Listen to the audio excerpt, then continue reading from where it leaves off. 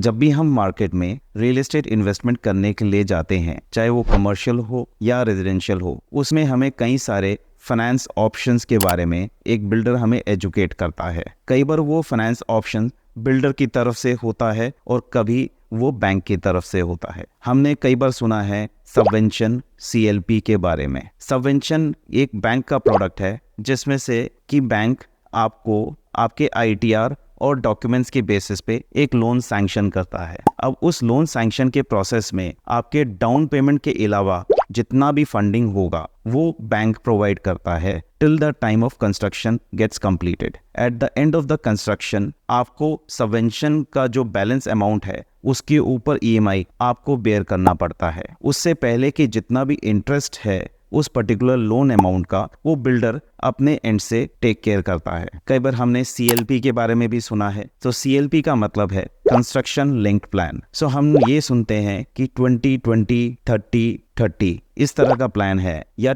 50-50 का प्लान है। ये बिल्डर की तरफ से फाइनेंस ऑप्शन होता है जिसमें कंस्ट्रक्शन के लेवल्स के बेसिस पे बिल्डर आपसे एक डिमांड रेज करता है जिसको आपको टाइम टू टाइम ऑनर करना होता है। कई बार 1090 का भी प्लान आता है। हमें ये जरूर समझ लेना चाहिए कि 1090 सबवेंशन और 1090 बिल्डर का जो प्लान है उसमें अगेन फाइन लाइन डिफरेंस है। सो 1090 सबवेंशन में आपका बैंकिंग लोन एक स्टैंड हो जाता है on the basis of the ITR you have given to your bank. लेकिन 1090 का सेम प्लान जब बिल्डर प्रोवाइड करता है तो उसमें आपको कोई डॉक्यूमेंट्स या कोई लोन रेज करने की जरूरत नहीं होती। आपको सिर्फ 10% पैसा दे करके आपका प्रोडक्ट आपके नाम पे अलॉट किया जाता है और balance 90% eight the end of the construction या डिपेंडिंग अपॉन द प्लान आपको बिल्डर को पे करना पड़ता है।